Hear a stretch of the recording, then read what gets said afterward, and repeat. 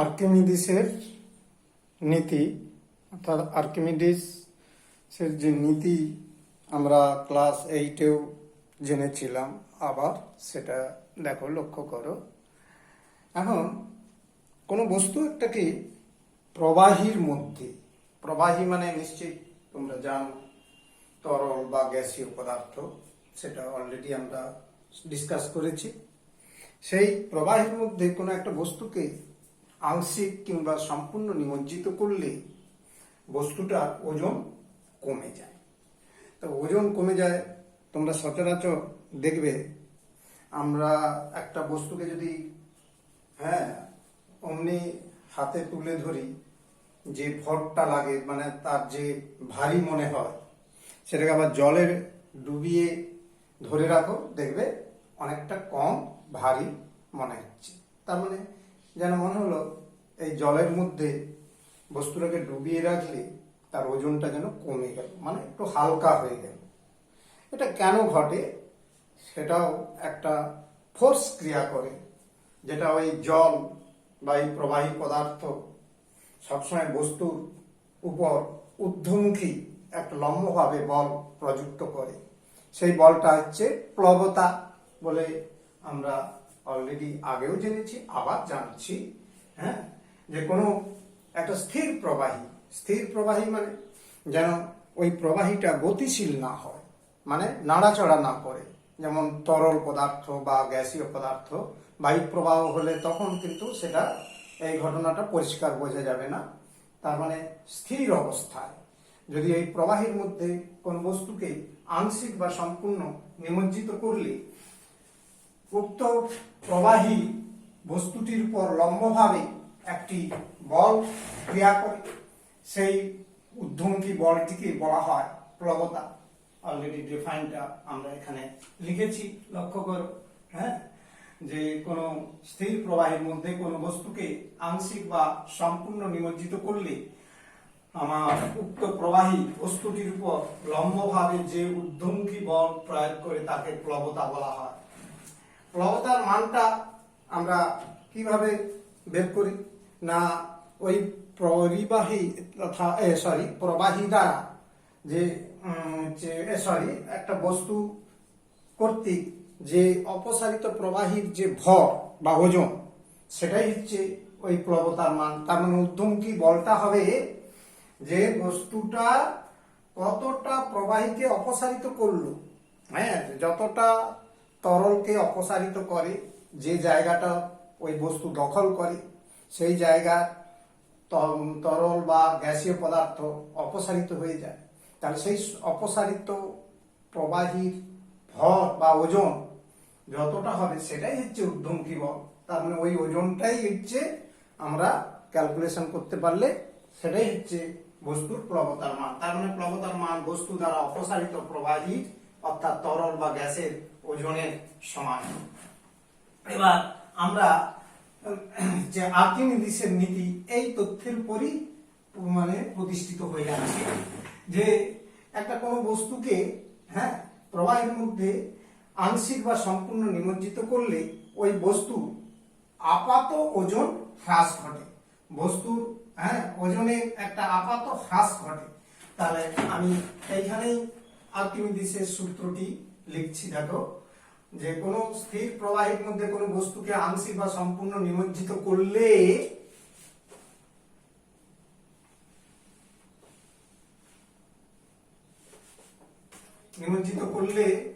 বস্তুটির ওই বস্তুর ওজনে আপাত হ্রাস ঘটে, এবং এই ওজন কতটা কমে যাবে না, যতটা অপসারিত হবে তরল পদার্থ বা গ্যাসীয় পদার্থ, অর্থাৎ প্রবাহী পদার্থের যে অপসারিত মানটা, যে সেই মানটারই সমান হবে। তার মানে আমরা বলতে পারি যে এই হ্রাস উক্ত বস্তু দ্বারা ওই বস্তু দ্বারা অপসারিত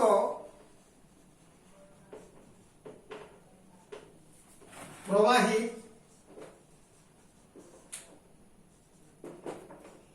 ওজনে সমান হয়, সমান হয়। এটা হচ্ছে আর্কিমিডিসের সূত্র বা আর্কিমিডিসের নীতি, যে কোনো স্থির প্রবাহীর মধ্যে কোনো বস্তুকে আংশিক বা সম্পূর্ণ নিমজ্জিত করলে ওই বস্তুর ওজনের আপাত হ্রাস ঘটে, এবং এই ওজন হ্রাস অর্থাৎ এই হ্রাস উক্ত বস্তু দ্বারা অপসারিত প্রবাহীর ওজনে সমান হয়। তাহলে এটাই হচ্ছে আর্কিমিডিসের সূত্র, এটা মাথায় রাখার চেষ্টা করবে। তাহলে আমরা এখানে আরেকটা বিষয় আলোচনার মধ্যে আনছি। দেখো, প্রবাহীতে নিমজ্জিত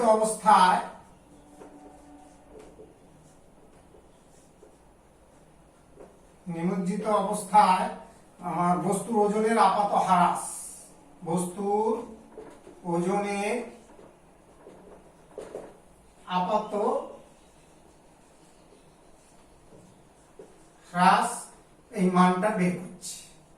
যে বস্তুর যে আপাত ওজন হ্রাস, এটা আমরা গাণিতিক ফর্মুলায় কিভাবে বের করতে পারি সেটা দেখো, লক্ষ্য করো। আমরা ধরে নিচ্ছি একটা বস্তুর প্রকৃত ওজন W1 গ্রাম, ধরিলাম একটি বস্তুর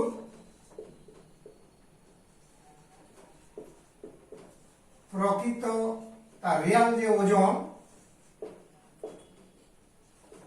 সমান W1, W1 পরিমাণটা ধরে নিলাম, এবং হচ্ছে আমার যাকে বলা হচ্ছে নিমজ্জিত অবস্থায় যে অপসারিত প্রবাহীর ওজনটা একটা ধরে নিই, এবং অপসারিত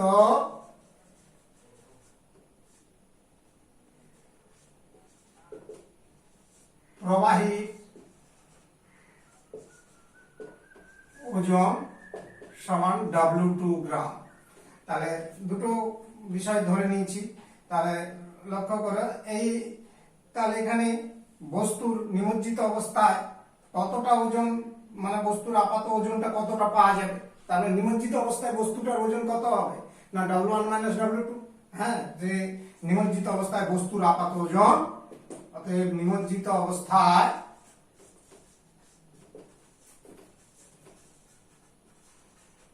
বস্তুর আপাত ওজন সমান W1 মাইনাস W2। কথা বুঝতে পারলে? তার মানে এই ওজন যেটা আমার অপসারিত যে পদার্থটা বেরিয়ে গেছে, তরল পদার্থ বা গ্যাসীয় পদার্থ, সেই অপসারিত প্রবাহীর ওজনটাই তো তার ওজনটা কমে যাওয়ার পরিমাণ। তাহলে কতটা ওজন কমে গেল না W1 মাইনাস W2, সেই মানটাই এই ওজন W2 পরিমাণ কমে গেল। তার মানে তার মধ্যে অর্থাৎ প্রবাহীর মধ্যে বস্তুটার যে ওজনটা পাওয়া যাবে, সেই ওজনটা রিয়াল ওজনের থেকে কতটা কম হবে না, সেই অবস্থায় ওজনটা হবে W1 মাইনাস W2। কেমন? ঠিক আছে। তার মানে তুমি ধরো একটা এই ডাস্টারটা আমি এখন বায়ুতে ওজন করছি, সে যত ওজন হবে, এবার জলের মধ্যে নিমজ্জিত রেখে তখন যদি ওজনটা করি, তাহলে সেই ওজনটা মান কত হবে না, সেই ওজনটা মানে এটা, অর্থাৎ কতটা ওজন কমে গেল, সেই ওজনটা কমে যাওয়া ওজনটাকে বিয়োগ করে দিতে হবে। কতটা ওজন কমে যাবে না অপসারিত তরল বা হচ্ছে গ্যাসের ওজনের মানটা হচ্ছে বিয়োগ করতে হবে। তাহলে এটা হচ্ছে প্রকৃত ওজন পাওয়া যাবে বস্তুর, প্রকৃত ওজন বলছে আপাত ওজন পাওয়া যাবে নিমজ্জিত অবস্থায়। এবং বস্তুর তাহলে নিমজ্জিত অবস্থায় ওজন হ্রাস কত, এবং বস্তুর ওজনের আপাত হ্রাস সমান W2 গ্রাম। তাহলে এই হচ্ছে আমার যাকে বলা হচ্ছে বস্তুর ওজনের আপাত হ্রাস, এই বিষয়টি আমরা জানলাম। তাহলে এই হচ্ছে আর্কিমিডিসের সূত্র, এবং তার থেকে আমরা একটা বিষয় আপাতত আলোচনা করলাম। কেমন? যে দেখো, এবার প্রবাহীতে বস্তুর ভাসন ও নিমজ্জন। এখন আমরা একটা বস্তুকে কোনো প্রবাহীতে নিমজ্জিত করে রাখলে, আংশিক বা সম্পূর্ণরূপে নিমজ্জিত করে রাখলে, সেটা কখন প্রবাহীর মধ্যে ভেসে থাকবে, কখন ডুবে যাবে, কিংবা কখনো একটা স্থির অবস্থায় ভেসে থাকতে পারে। হ্যাঁ, এই যে কথাগুলো, সেই বিষয়গুলো নিয়ে আলোচনা করছি আমরা, যে বস্তুর ভেসে থাকার বা প্রবাহের মধ্যে অবস্থানের একটা গুরুত্বপূর্ণ বিষয় ছিল প্লবতা। সেই প্লবতা বা ঊর্ধ্বমুখী বল সেটার উপরে নির্ভর করে। যেমন এখানে আমরা বিষয়টা ডিসকাস করছি, দেখো, ধরে নাও কোনো একটি বস্তুর প্রকৃত ওজন W1 গ্রাম এবং ওই প্রবাহীর মধ্যে প্লবতার মানটা W2। হ্যাঁ, প্রবাহিতে নিমজ্জিত অবস্থায় প্লবতা W2। এবার বস্তুর ওজন যদি প্লবতার চেয়ে বেশি হয়, অর্থাৎ W1 গ্রেটার দেন W2 হয়, তবে বস্তুটি প্রবাহিতে ডুবে যাবে। কারণ এখানে বস্তুর ওজন, বস্তুর প্রকৃত ওজন প্লবতার চেয়ে বেশি হওয়ার জন্য বস্তুর উপর একটা নিট লব্ধি বল নিচের দিকে ক্রিয়া করছে, তার ফলে নিচের দিকে ডুবে যাচ্ছে। অর্থাৎ এখানে বস্তুর ওজনটা বেশি হওয়ার জন্য প্লবতার থেকে, সেই জন্য কি হচ্ছে, বস্তুর উপর একটা লব্ধি বল অর্থাৎ নিট বল নিচের দিকে ক্রিয়া করে, প্রবাহী নিচের দিকে ক্রিয়া করে, সেই জন্য এটা ডুবে যেতে পারে। আরো একটা বলা যায় যে আবার বস্তুর উপাদানের ঘনত্ব প্রবাহীর ঘনত্বের থেকে বেশি, তার মানে বস্তুটা এই জন্য ভারী, যার ঘনত্ব বেশি সেটা বেশি ভারী, আর সেই জন্য ওই বস্তুটা ডুবে যেতে পারে। এই কথাটাও আমি এখানে উল্লেখ করে দিয়েছি। দেখো, আবার বস্তুর উপাদানের ঘনত্ব প্রবাহীর ঘনত্ব অপেক্ষা বেশি হলে বস্তুটি প্রবাহিতে ডুবে যায়। যেমন এক খণ্ড পাথর বা লোহার খণ্ডকে জলে ছেড়ে দাও, সেটা অনায়াসে ডুবে যায়। তার কারণ পাথরের খণ্ড বা লোহার ঘনত্ব বেশি, তার মানে এখানে প্লবতার মান কম হয়ে যাচ্ছে ওই পাথর খণ্ড বা লোহার খণ্ডের ওজনের তুলনায়, সেই জন্য এটা ডুবে যায়। এরপর দেখো, ভাসানের শর্ত এবং সাম্য অবস্থায় থাকতে পারে।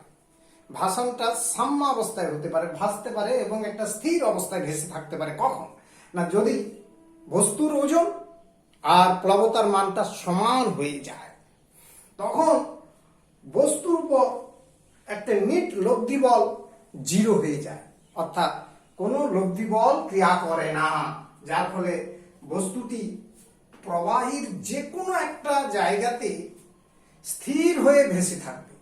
হ্যাঁ, যে কোনো একটা জায়গাতে স্থির হয়ে ভেসে থাকবে, কারণ এখানে বস্তুর ওজন এবং প্লবতার মান সমান হওয়ার জন্য বস্তুর উপর কোনো নিট লব্ধি বল ক্রিয়া করে না। আর এটা সাধারণত ঘটে থাকে যখন বস্তুর ঘনত্ব আর প্রবাহীর ঘনত্বটা একই হয়ে যায়। কেমন ক্লিয়ার হয়েছে? যে যখন দুটো পদার্থের ঘনত্ব একই হয়ে যায়, যেমন ধরো সম আয়তনে অ্যালকোহল আর জলের মিশ্রণে 1 ফোঁটা অলিভ অয়েল অথবা নারকেল তেল ফেলে দাও, সেটা দেখবে ওই মিশ্রণের একটা নির্দিষ্ট জায়গাতে স্থির হয়ে ভেসে আছে। তার মানে এটা ক্ষেত্রে কেন না, নিট কোনো ওজন ক্রিয়া করছে না, তার মানে দুটো ওজনই তো সমান হয়ে যাচ্ছে। আমি এক্সাম্পলটা বলছি, যেমন জল ও অ্যালকোহলের সম আয়তন মিশ্রণে সম আয়তন তেল জল ও অ্যালকোহলের মিশ্রণে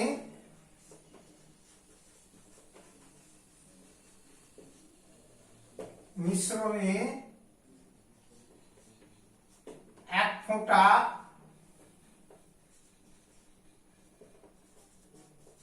অলিভ অয়েল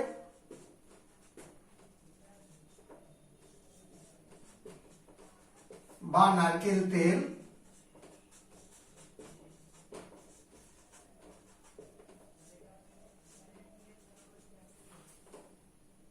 ফেললে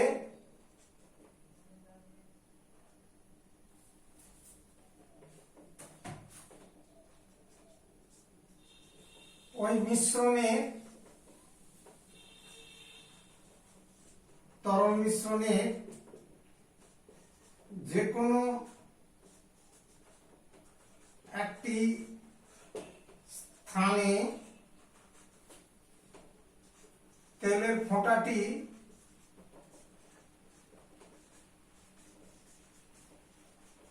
স্থির হয়ে ভেসে থাকে। এটা হচ্ছে তোমার যাকে বলে হচ্ছে আমার হচ্ছে ভাষণের একটা সাম্য অবস্থায় রয়েছে। হ্যাঁ, ইহা সাম্য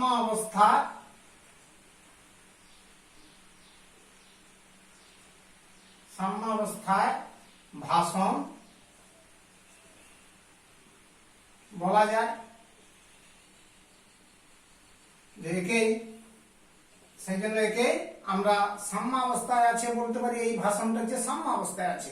এখানে কেন দেখো, এরপরে আরো একটু কথা বলছি। দেখো, এই অবস্থায় যখন বস্তুর ওজন এবং প্লবতার মানটা সমান হবে, তখন দেখবে ওই বস্তুটা কখনোই ওই প্রবাহীর মধ্যে ডুবেও যাচ্ছে না, আবার উপরের দিকে উঠেও যাচ্ছে না, আবার ঘূর্ণনও হচ্ছে না, অর্থাৎ আবর্তনও হচ্ছে না। কেন না, এখানে কোনো টর্ক ক্রিয়া করে না।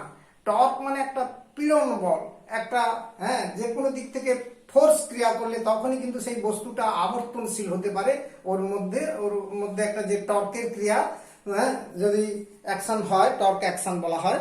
যেটা নেক্সট ক্লাসে পড়বে, তোমরা জানতে পারবে যে তখনই আবর্তন হতে পারে একটা বস্তু। কিন্তু এক্ষেত্রে ওইগুলো কোনোটাই ঘটছে না। সেই জন্য এই অবস্থাটা হচ্ছে কি অবস্থা? স্থির অবস্থা, অর্থাৎ সাম্য অবস্থায় রয়েছে। এটাই হচ্ছে সেকেন্ড ফেজের কথা বললাম। তৃতীয় আরেকটি ঘটনা বলছি। দেখো, যদি এখানে 3 নম্বর, যদি W1 লেস দেন W2 হয়, তবে বস্তুটি যদি, অর্থাৎ এখানে কি বলতেছি আমার 3 নম্বর পয়েন্টে, যে বস্তুর প্রকৃত ওজনটা যদি প্রকৃত ওজন অপেক্ষা প্লবতা বেশি হয়ে যায়, তবে বস্তুটি ভেসে উঠবে। তবে বস্তুটি প্রবাহিতে ভেসে উঠবে। কেন না হচ্ছে এখানে, কারণ বস্তুর ওজন লেস দেন প্লবতা, অর্থাৎ এখানে প্লবতা বেশি হওয়ার জন্য ঊর্ধ্বমুখী বলটা বেশি হচ্ছে। হওয়ায় বস্তুর উপর একটি ঊর্ধ্বমুখী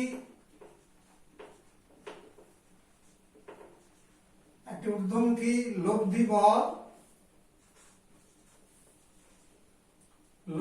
বল ক্রিয়া করে। তার মানে একটা বাড়তি, মানে দুটো বল মিলে টোটাল যে বলটা পাওয়া যাচ্ছে সেটাকে লব্ধি বল বলা হচ্ছে। সেই গ্রেডেন্ট মানটা হচ্ছে, মানে সেই আমার হচ্ছে যাকে বলেছে টোটাল যে লব্ধি বলের মানটা, নিট বলটা উপরের দিকে ক্রিয়া করছে। সেই জন্য হচ্ছে কি হচ্ছে, বস্তু এখানে উপরের দিকে ভেসে উঠছে। আর এক্ষেত্রে বস্তুর ঘনত্ব অপেক্ষা প্রবাহীর ঘনত্ব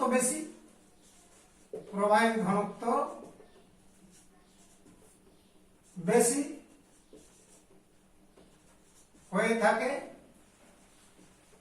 ফলে বস্তুটি ভেসে ওঠে উপরের দিকে। বস্তুটি ভেসে থাকে প্রবাহীতে। এই জন্য বস্তুটি আমার কি বলে ভেসে ওঠে। যেমন একটা তুমি ধরো থার্মোকলের টুকরো কিংবা কাঠের টুকরো জলে ছেড়ে দাও, জলে ডুবিয়ে ছেড়ে দাও। যেমন একটি থার্মোকলের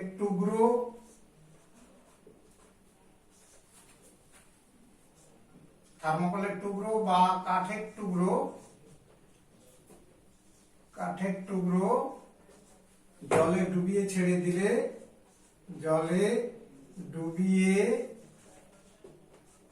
দিলে,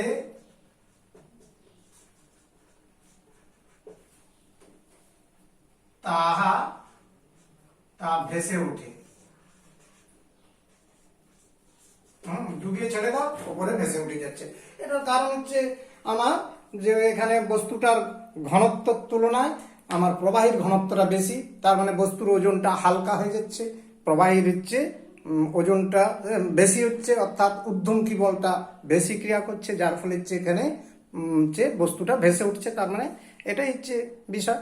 তাহলে আমরা এখানে প্রবাহিত বস্তুর ভাসন এবং নিমজ্জন সংক্রান্ত, তাহলে বস্তু প্রবাহিতে কিভাবে ভেসে থাকবে সে সম্পর্কে 3টি শর্ত আমরা ইতিমধ্যে আলোচনা করলাম, যার মধ্যে 3টি শর্তের মধ্যে একটি শর্ত ছিল যেখানে W1 = W2, অর্থাৎ বস্তুর ওজন এবং প্লবতার মান সমান ছিল, সেক্ষেত্রে বস্তুটি ভেসে উঠবে। কিন্তু সাম্য অবস্থায় থাকবে কি করে, অর্থাৎ একটা স্থিতিশীল অবস্থায় থাকবে কিভাবে, সেই শর্তটা, যাকে বলা হয় একটি বস্তু স্থির হয়ে ভাসনের শর্ত কি হতে পারে। না, এক্ষেত্রে দেখো যে স্থির হয়ে যেটা ভেসে থাকবে, সেই বস্তুটি একটা তরলের মধ্যে যখনই নিমজ্জিত হবে, সেই অবস্থায় যদি স্থিতিশীল অবস্থায় ভেসে থাকে, তাহলে কিন্তু সেটা কখনোই বস্তুটি তরলের উপরের দিকে উঠে যাবে না, কিংবা তরলের মধ্যে ডুবে যাবে না, অথবা বস্তুটি কখনোই আবর্তনশীল হবে না, অর্থাৎ ঘুরতে থাকবে না, তার মানে টর্ক ক্রিয়া যেন না করে, সেই শর্ত, অর্থাৎ যেখানে ভাসনের সাম্য অবস্থায় একটা থাকার যে শর্ত, একটা কথাতে আমরা অলরেডি জেনে গেছি W1 = W2। W2টা হচ্ছে প্লবতার মান। প্লবতাটা কি না, অপসারিত তরলের ভর বা ওজন, সেই বস্তু দ্বারা অপসারিত তরলের ভর। তার মানে বস্তুর ওজন ওর দ্বারা, অর্থাৎ বস্তু দ্বারা অপসারিত তরলের ওজনের সমান হতে হবে, এটা 1 নম্বর শর্ত হতেই হবে। দ্বিতীয় শর্ত যে এই বস্তুর ভার কেন্দ্র, অর্থাৎ বস্তুটির সমস্ত ভর বা মাস যে বিন্দু দিয়ে ক্রিয়াশীল থাকে, এবং যে ওজন বলটা তথা পৃথিবীর আকর্ষণ বল, অভিকর্ষ বল যে বিন্দুতে ক্রিয়াশীল থাকে, সেটাই হচ্ছে ভার কেন্দ্র। আর প্লবতা কেন্দ্র হচ্ছে যে ঊর্ধ্বমুখী যে বলটা, যে ঊর্ধ্বমুখী বলটা হচ্ছে যে বিন্দু দিয়ে, অর্থাৎ বস্তুর মধ্যে যে নির্দিষ্ট বিন্দু দিয়ে ক্রিয়াশীল হয় উপরের দিকে, সেটাই হচ্ছে প্লবতা কেন্দ্র। তো বস্তুর ভার কেন্দ্র এবং এই প্লবতা কেন্দ্র দুটো একই উল্লম্ব রেখায় যেন অবস্থান করে, অর্থাৎ সমরেখা হতে হবে। উল্লম্ব রেখাটা মধ্যে অবস্থান করবে এবং একই রেখাতেই ওই দুটো বিন্দু, একটা হচ্ছে ভার কেন্দ্র বিন্দু আর একটা হচ্ছে প্লবতা কেন্দ্র বিন্দু অবস্থান করবে, তবে গিয়েই ওটা হচ্ছে স্থির অবস্থায় ভাসমান থাকতে পারে।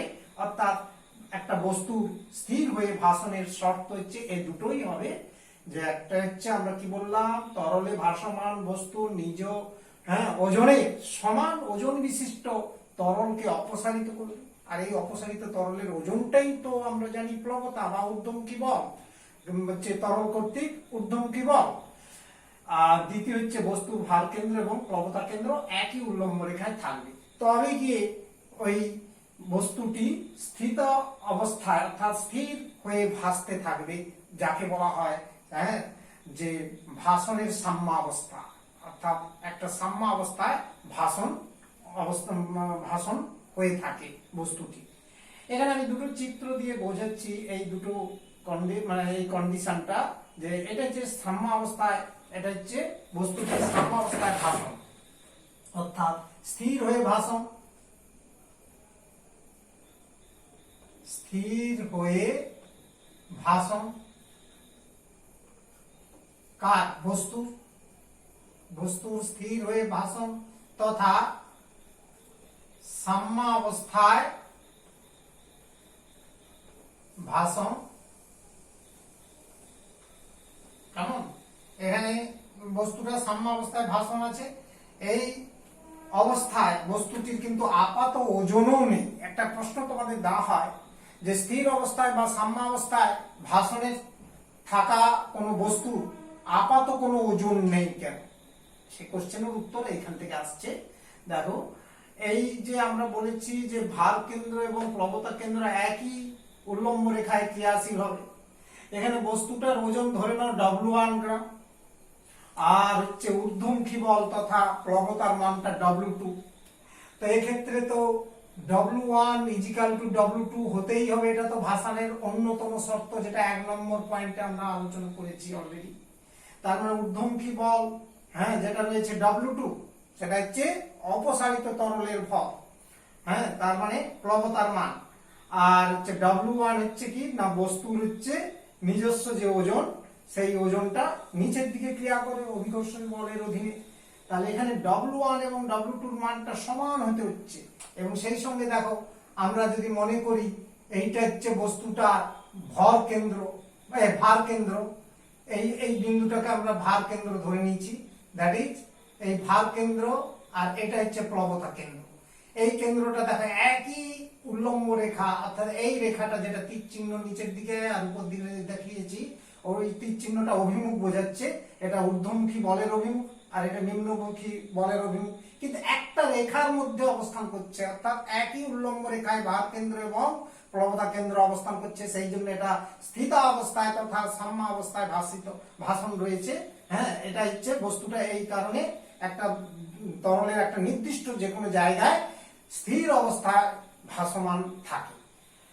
আরেকটা চিত্র দেখিয়েছি, দেখো এখানে কিন্তু হচ্ছে আমার আবর্তন করছে, অর্থাৎ বস্তুটা কিন্তু নাড়াচড়া হচ্ছে, অর্থাৎ ঘুরছে। হ্যাঁ, বস্তুটা কিন্তু স্থির অবস্থায় নেই, অর্থাৎ এখানে টর্ক ক্রিয়া করে। টর্ক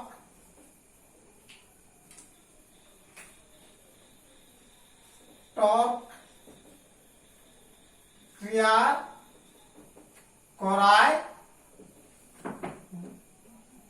ভাসমান বস্তুটি আবর্তিত হয়, অর্থাৎ আবর্তন করে থাকে। তার মানে এটা হচ্ছে ভিন্ন কেন না, এখানে ভার কেন্দ্র, কারণ বস্তুর ভার কেন্দ্র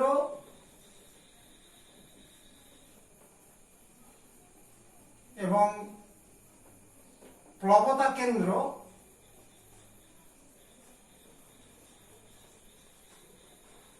একই উল্লম্ব রেখায় নেই, অর্থাৎ ভিন্ন অবস্থায় রয়েছে, ভিন্ন উল্লম্ব রেখায় রয়েছে, বা এটা বলছে একই উল্লম্ব রেখায় অবস্থান করে না,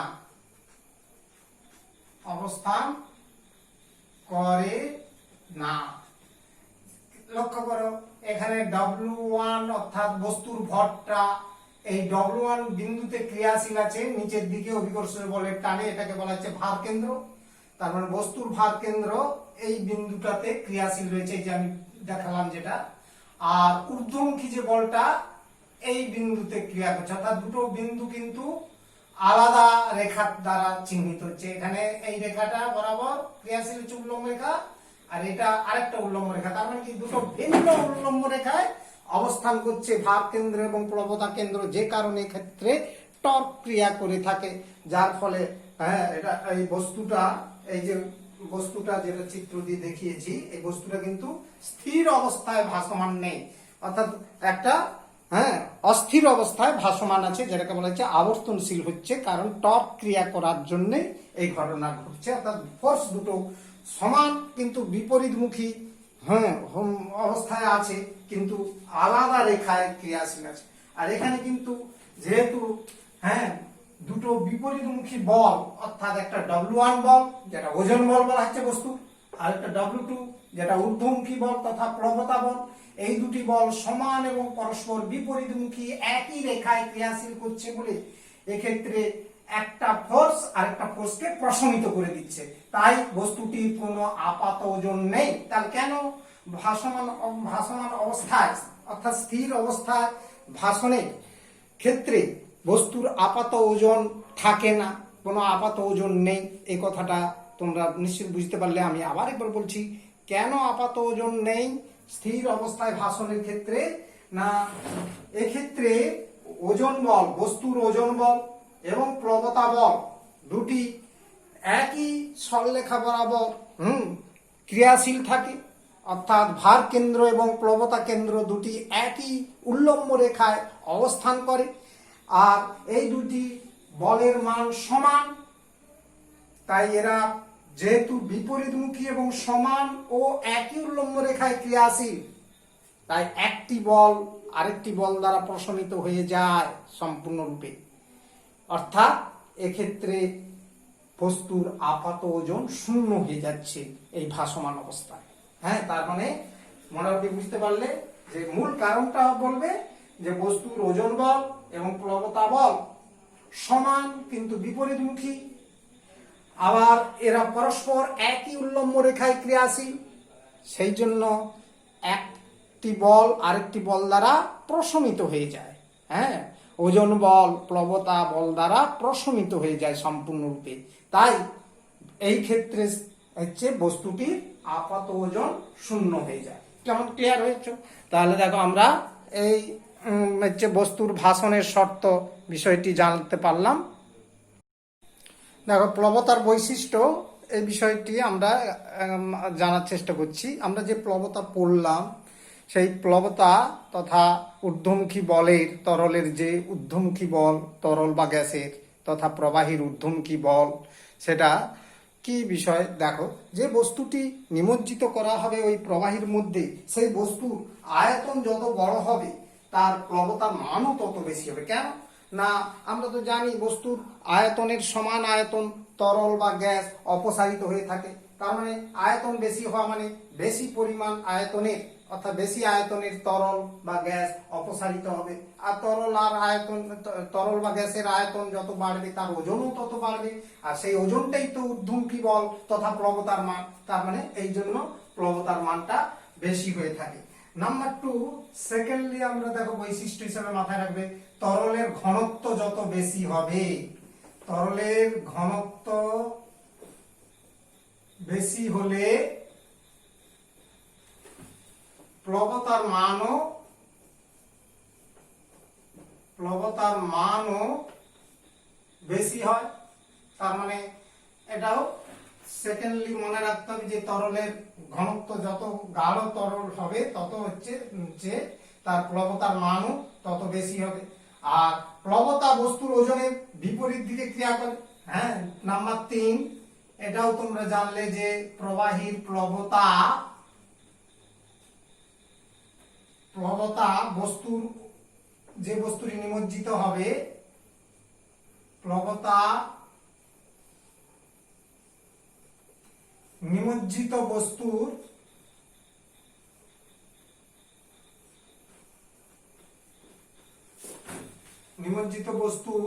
ওজনের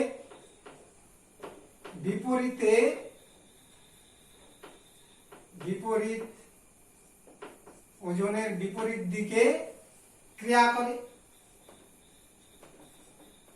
কেমন? অর্থাৎ যেদিকে ওজনটা ক্রিয়াশীল হবে, যদি ওজন তো সবসময় নিম্নের দিকে ক্রিয়া করে পৃথিবীর কেন্দ্রের দিকে, আর তাহলে ঊর্ধ্বমুখী বল মানে তার বিপরীত দিকে হচ্ছে প্লবতা ক্রিয়াশীল হবে। অর্থাৎ এটা পরস্পর বিপরীতমুখী হবে, ওজন বল এবং প্লবতা পরস্পর বিপরীতমুখী ক্রিয়া করবে। আর 4 নম্বর, প্লবতা তরলের মধ্যে বস্তুর নিমজ্জনের গভীরতার উপর নির্ভর করে না। হ্যাঁ, প্লবতার মান, যে প্লবতা তরলের মধ্যে বস্তুর নিমজ্জনে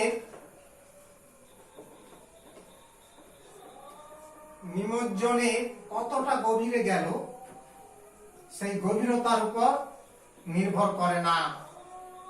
নিমজ্জনের গভীরতার উপর নির্ভর করে না, সেটা শুধু কি না অপসারিত তরলের পরিমাণের উপর নির্ভর করে, ওজনের উপর নির্ভর করে, সেটা কতটা বেশি, তার মানে কতটা গভীরে রইল। একটা ধরো এখানে পাত্রে আমি দেখাচ্ছি, একটা ছোট্ট করে ছবি দিয়ে খুব মনে রাখার চেষ্টা করো। ধরো একটা বস্তুকে তুমি এইরকমই জায়গায় রেখেছো, আবার ওটাকে এইরকমই জায়গায় নিয়ে এলে, আবার ধরো এইরকম জায়গায় রেখেলে, আবার ধরো তলদেশের দিকে, তলদেশের কাছাকাছি নামলে, তাহলে এক্ষেত্রেও প্লবতা যত হবে, এক্ষেত্রেও প্লবতা তাই হবে, যেহেতু বস্তুটা একই বস্তু। হ্যাঁ, বস্তুটাকে বিভিন্ন স্থানে নিয়ে এলাম, তার মানে যত গভীরে, অর্থাৎ কম গভীর, মাঝারি গভীর, আরো নিচের দিকে গভীর, আরো গভীরতম জায়গায়, অর্থাৎ বিভিন্ন গভীরে নিমজ্জিত করলে, সম্পূর্ণ নিমজ্জিত অবস্থায় রাখলে প্লবতার মান কিন্তু সব জায়গায় একই মান পাওয়া যাবে। যেটা 4 নম্বর পয়েন্টে বলা হচ্ছে যে নিমজ্জনের গভীরতার উপর প্লবতার মান নির্ভর করে না। তাহলে এটাও একটা বিশেষভাবে মনে রাখার চেষ্টা করবে প্লবতার বৈশিষ্ট্যগুলো। ঘনত্ব ও আপেক্ষিক ঘনত্ব বা আপেক্ষিক গুরুত্ব, এই টার্ম দুটো আমরা একটু আলোচনা করছি। দেখো, আমরা ঘনত্ব অলরেডি জানি, কোন নির্দিষ্ট উষ্ণতায় ঘনত্বের ডিফাইন অলরেডি আমরা আগের ক্লাসগুলোতেও জেনেছি। না, স্থির উষ্ণতায়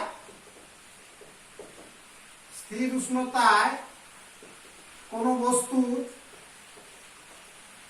বস্তুর একক আয়তনের ভরকে, একক আয়তনের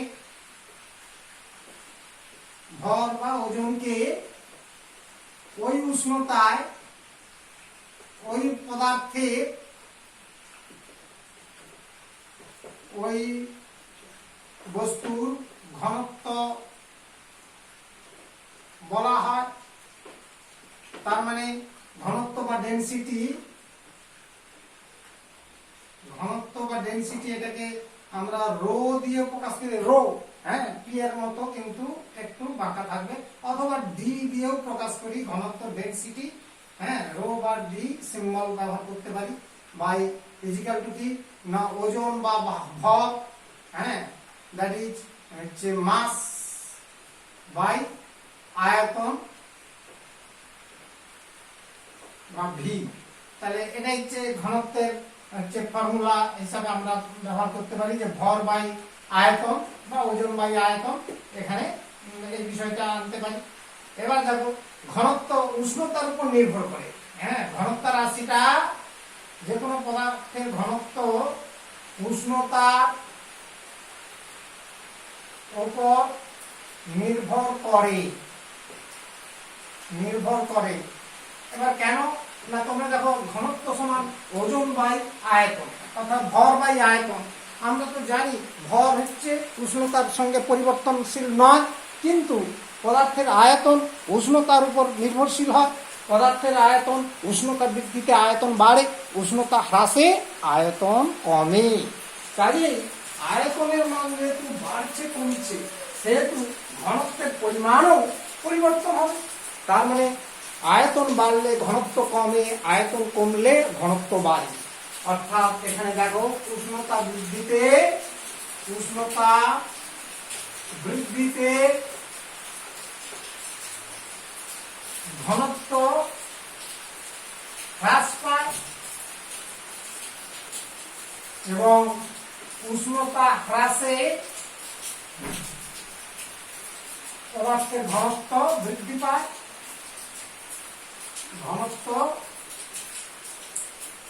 বৃদ্ধি পায়।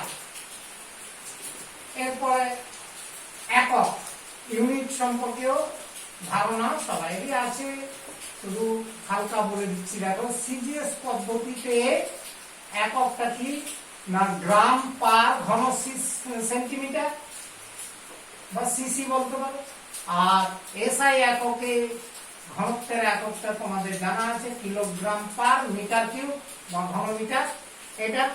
এবার হচ্ছে আমরা এটা মনে রাখতেই হবে তোমাদের, 4 ডিগ্রি সেন্টিগ্রেড উষ্ণতায় জলের ঘনত্বের মানটা মনে রাখতে হবে। 4 ডিগ্রি সেন্টিগ্রেড উষ্ণতায় জলের ঘনত্ব সর্বোচ্চ হয়, জলের ঘনত্ব সব থেকে বেশি হয়, যেটা 1 গ্রাম পার সিসি কিউবিক সেন্টিমিটার।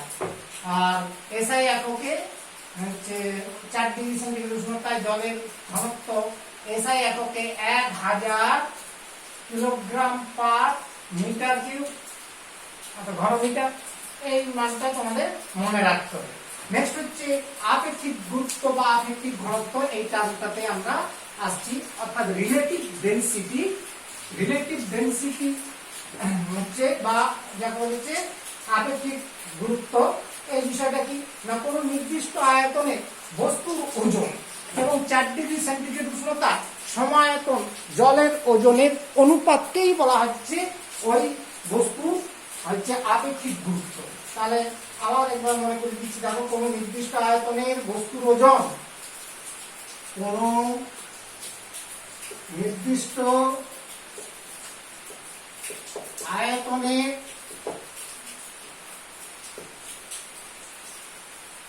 বস্তুর ওজন, যে কোনো বস্তুর একটা নির্দিষ্ট আয়তনের ওজন এবং 4 ডিগ্রি সেন্টিগ্রেড উষ্ণতায়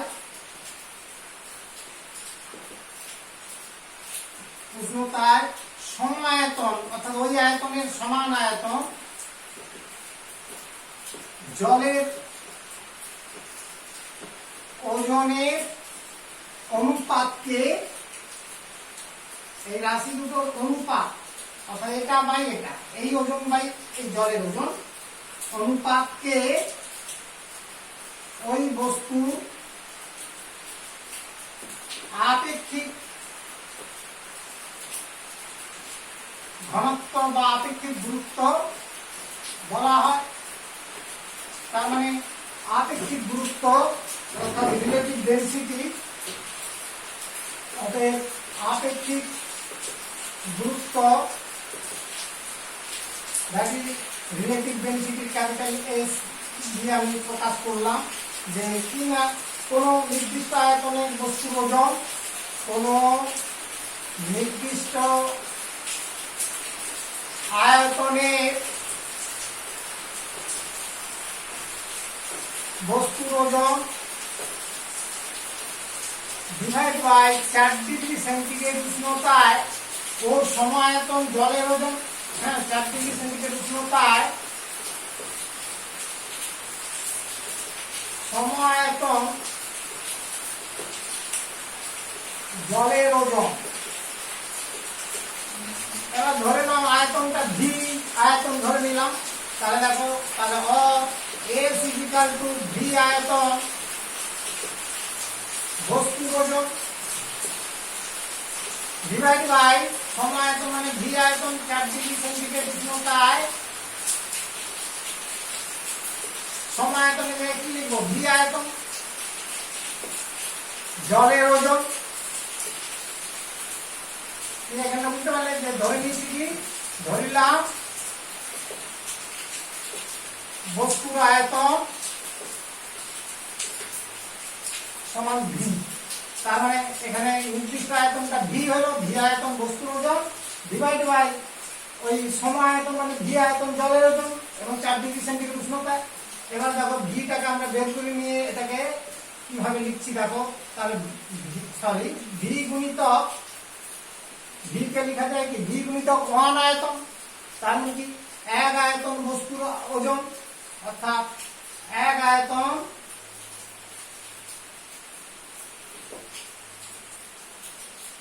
বস্তুর ওজনকে কি বলে, ঘনত্ব, বস্তুর ঘনত্ব ডিভাইড বাই ভি গুণিতক 4 ডিগ্রি সেন্টিগ্রেড উষ্ণতা, এটাও 1 আয়তন করে নিতে পারি, অর্থাৎ 4 ডিগ্রি সেন্টিগ্রেড উষ্ণতায় 1 ভি গুণিতক 1 আয়তন, আর ভিটাকে বের করে নিলাম, তাহলে ভি গুণিতক 4 ডিগ্রি সেন্টিগ্রেড উষ্ণতায়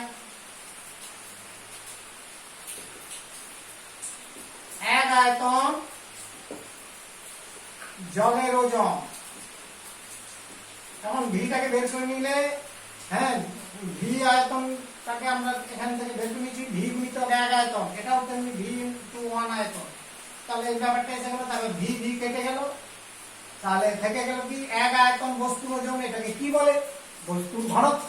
তাহলে S ইকুয়াল টু বস্তুর ঘনত্ব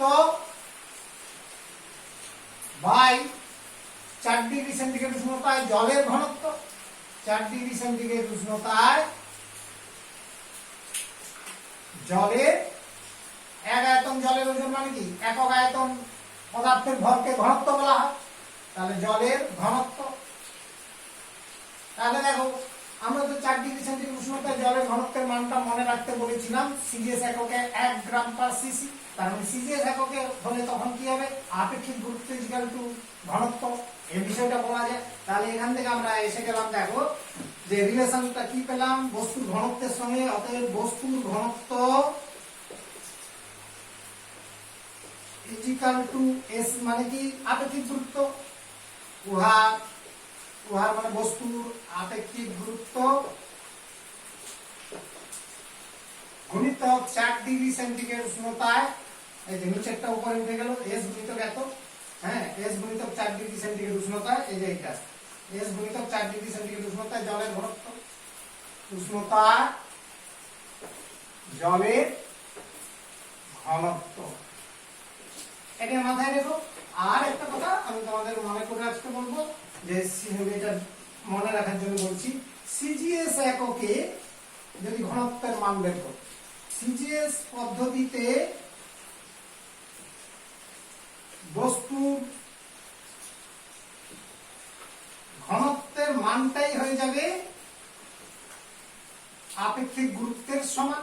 কেননা সেক্ষেত্রে জলের ঘনত্ব কত ধরা যাচ্ছে 1 গ্রাম পার সিসি, তার মানে 1 বসিয়ে দিলে 1 গুণিত বস্তুর আপেক্ষিক গুরুত্ব, তার মানে বস্তুর আপেক্ষিক গুরুত্ব ইকুয়াল টু ওই বস্তুর ঘনত্ব, তার মানে উহা আপেক্ষিক গুরুত্ব। কিন্তু এসআই এককে আলাদা হবে, এটা মাথায় রাখতে হবে। এসআই এককে তখন কি আসবে না, এখানে 1000 দিয়ে গুণ করতে হবে, অর্থাৎ ঘনত্ব বের করতে গেলে আপেক্ষিক গুরুত্বকে 1000 দিয়ে গুণ করবে। সব সময় খেয়াল রাখবে এসআই এককে করলে আর সিজিএস এককে কিন্তু একই মান আসবে, যে ঘনত্ব এবং আপেক্ষিক গুরুত্বের মান সমান হচ্ছে সিজিএস পদ্ধতিতে যখন ঘনত্বের মানটা প্রকাশ করবে, এটা কিন্তু মাথায় রাখবে। আর একটা জিনিস আমরা কিছুক্ষণ আগে ফর্মুলায় দেখালাম যে আপেক্ষিক গুরুত্ব কিন্তু দুটো রাশির ওজনের অনুপাত, অর্থাৎ বস্তুর ওজন একটা নির্দিষ্ট আয়তন বস্তুর ওজন ডিভাইড বাই 4 ডিগ্রি সেন্টিগ্রেড উষ্ণতায় হচ্ছে আমার জলের সমায়তন জলের ওজন। তাহলে দুটো ওজনের অনুপাত মানে এটা একক বিহীন রাশি, তার মানে আপেক্ষিক গুরুত্ব, পদার্থের আপেক্ষিক গুরুত্ব একটি একক বিহীন রাশি, কোনো একক নেই, আর ঘনত্ব কিন্তু একক যুক্ত রাশি। তাহলে এদের পার্থক্য, ঘনত্ব এবং আপেক্ষিক গুরুত্বের পার্থক্য যদি তোমাদের লিখতে দেওয়া হয় নিশ্চিত তোমরা পারবে, হ্যাঁ, যে ঘনত্ব একটা একক যুক্ত রাশি আর আপেক্ষিক গুরুত্ব একক বিহীন রাশি, এদের ডেফিনেশনটা বলবে, সংজ্ঞাটা বলবে। এছাড়া হ্যাঁ মানে হচ্ছে যা করলে সিজিএস পদ্ধতিতে ধরো ঘনত্বের একক এত মানে একক হচ্ছে গ্রাম পার সিসি, আর এসআই এককে কিলোগ্রাম পার সিসি, আর অপরদিকে একক কোনো নেই। এগুলো হচ্ছে তোমার ডিফারেন্স হিসাবে করে রাখতে পারো। নেক্সট একটা তোমাদের এখানে আমি প্রশ্ন দিচ্ছি, দেখো লোহার আপেক্ষিক গুরুত্ব 7.8 বলতে কি বোঝো, একটা কোশ্চেন আকারে দিচ্ছি। দেখো লোহার আপেক্ষিক গুরুত্ব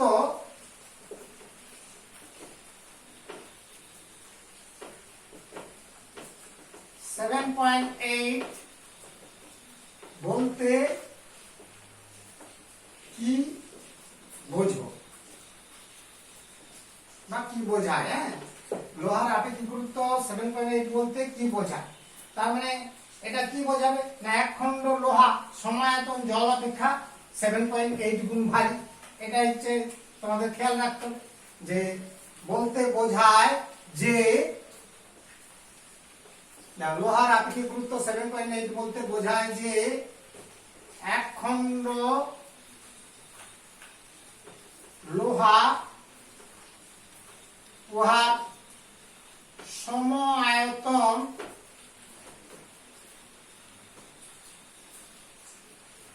জল অপেক্ষা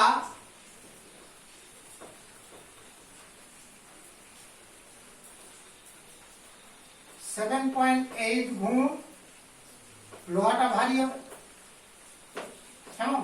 তার মানে এটা মাথায় রাখতে হবে তোমাদের, যে এক খণ্ড লোহা সমায়তন জল অপেক্ষা 7.8 গুণ ভারী। এক খণ্ড লোহা উহার সমায়তন জল অপেক্ষা 7.8 গুণ ভারী।